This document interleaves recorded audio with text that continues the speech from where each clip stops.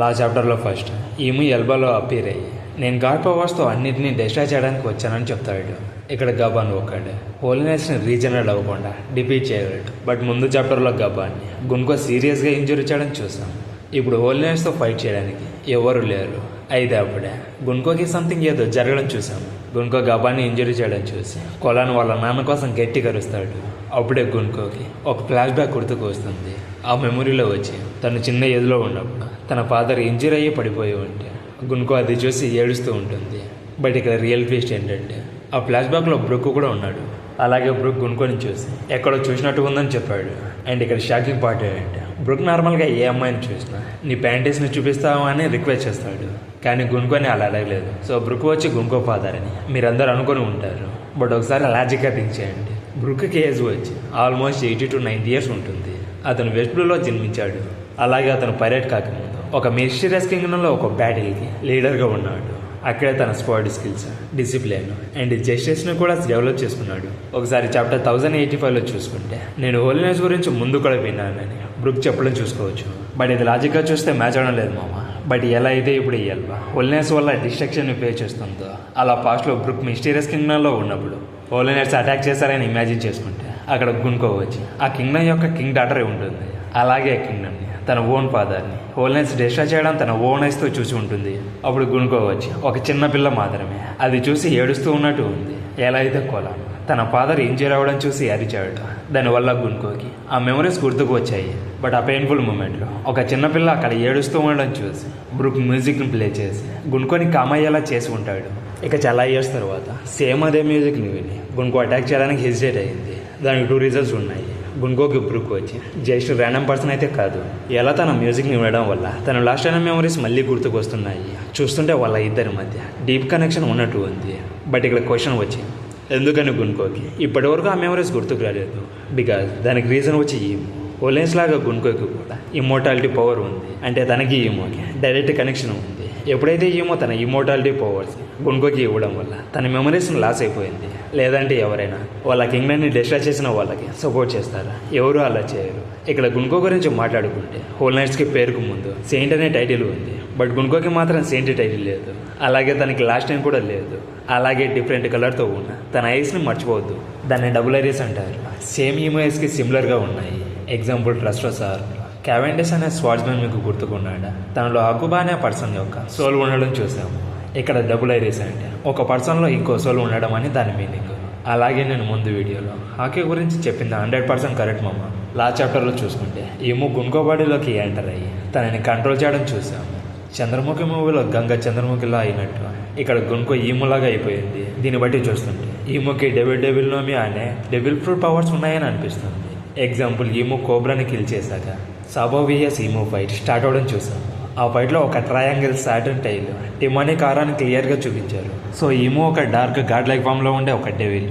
అలా ఈమో ఎబిలిటీతో ఇంకొకరితో డీల్ చేసుకోవడం వల్లే ఇంకొక పర్సన్లోకి ఎంటర్ అయ్యాడు. అయితే తను సర్జరీ చేసుకోవడం వల్ల ఈ ఇమ్మోర్టాలిటీ పవర్ వచ్చింది. బికాజ్ వాళ్ళు ఈమోతో డెవిల్ కాంటాక్ట్ చేసుకోవడం వల్ల ఈమో హోలీనెస్కి కూడా ఇమ్మోర్టాలిటీని ఇచ్చాడు. అలాగే ఇంకొక తీరు కూడా ఉంది. ఇప్పుడు ఈమో వచ్చి నెఫ్టరెడ్డి లిల్లీ బాడీలో ఉండే ఛాన్స్ ఉంది. ఒకసారి ముందు చాప్టర్లోనే గున్కో ఫేస్ని చూడండి. తన ఫేస్ మొత్తం బ్లాక్గా టర్న్ అయిపోయింది. ఆ ఫేస్ని లిల్లీ ఫేస్తో కంపేర్ చేస్తే బోత్ సిమిలర్గా ఉన్నాయి. అలాగే ఇక్కడ గున్కో అండ్ జైంట్ చిల్డ్రన్స్ వచ్చి ఈమోకి చాలా ఇంపార్టెంట్. బికాస్ నా గెస్ ఏంటంటే ఎవరికైతే వీక్ హాకీ ఉంటుందో లేదా వీక్ విల్ పవర్ ఉంటుందో వాళ్ళని మాత్రమే ఈమో కంట్రోల్ చేయగలదని అనిపిస్తుంది. అందుకే ఈమో వచ్చి గున్కోని అంత ఈజీగా కంట్రోల్ చేస్తున్నాడు. బట్ గోరెస్ని మాత్రం కంట్రోల్ చేయలేడు. అలాగే ఈమో ఎలా గున్కో బాడీని అంత ఈజీగా టేక్అవుట్ చేస్తాడని ఇంకొక క్రేజీ పాసిబిలిటీ కూడా ఉంది మామ. అది మనం ఆల్రెడీ చూసాం. లాక్ పంకాజ్ దాంట్లో ఓపామ్నమీని యూజ్ చేసి సంజీని నామి బాడీలో స్వాప్ చేశాడు. అలా ప్రతి ఒక్కరి బాడీస్లో సోల్ని స్వాప్ చేశాడు.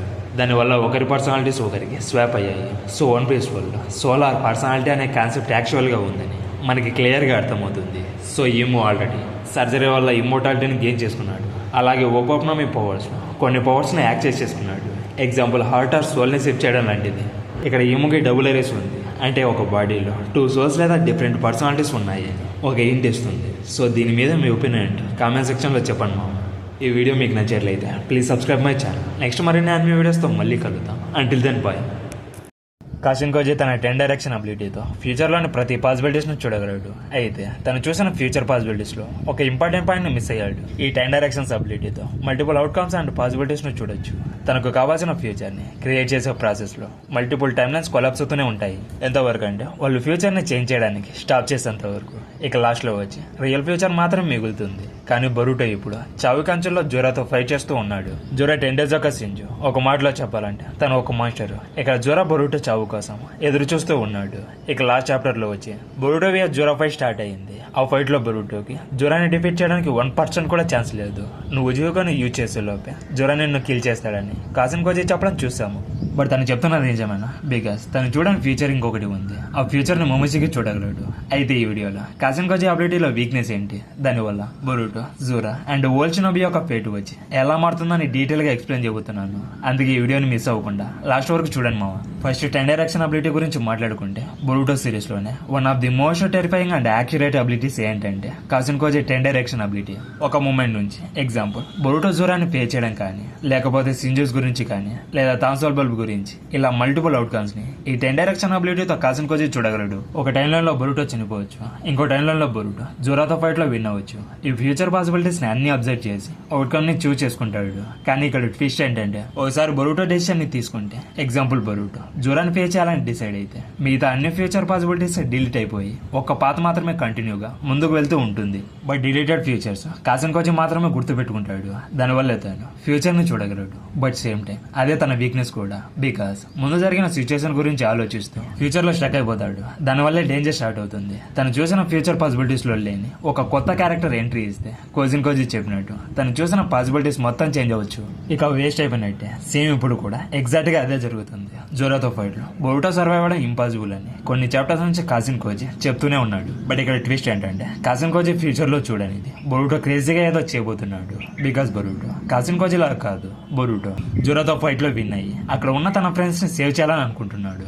బికాస్ ఈ రెండు ఒకటేసారి జరగడం పాసిబుల్ అవుతుందని బరూటో బిలీవ్ చేస్తున్నాడు. కానీ కాసిన్కోజీకి అలాంటి ఫ్యూచర్ కనిపించలేదు. ఎందుకంటే ఆ జూచుతో ఓన్లీ లాజిక్ బేస్డ్ అవుట్కమ్స్ ని మాత్రమే చూడగలడు. అలాగే మొమోషికి యొక్క బ్యాక్ గానికి కూడా ఫోర్ సైట్ ఉంది. బట్ 10 డైరెక్షన్ అబిలిటీకి కంప్లీట్లీ డిఫరెంట్ గా ఉంటుంది. కాసిన్కోజీ ఈ అబిలిటీతో ఒక టైం లైన్ లో మల్టిపుల్ అవుట్కమ్స్ ని చూస్తే మొమోషికి మాత్రం ఫ్యూచర్ లో జరగబోయేదాన్ని చూస్తాడు. కానీ అది ఎలా జరుగుతుందని తెలియకపోయినా అవుట్కమ్స్ ని మాత్రం క్లియర్ గా చూస్తాడు. ఎగ్జాంపుల్ బరూటో పార్ట్ 1 ఎండింగ్ లో బరూటో బాడీని మొమోషికి ఫ్యూచర్ లో టేక్ ఓవర్ చేస్తాడని చూశాడు. బట్ సస్కే వచ్చి తన కర్మాసిల్ ని ఫుల్ గా స్ట్రెచ్ చేయకముందే బరూటోని స్టాప్ చేశాడు. బట్ ఇది డెఫినెట్ గా జరుగుతుందని కాదు మామ, ఇది ఒక పాసిబిలిటీ మాత్రమే. మొమోషికి విజన్ వచ్చి కాసిన్కోజీ ఫ్యూచర్ పాసిబిలిటీస్ లాగా కాదు. ఫ్రాగ్ ఎలా అయితే నరుటో ఒక చైల్డ్ ఆఫ్ ప్రావసీని చూశాడు, అలా మొమోషికి కూడా ప్రావసీని చూస్తాడు.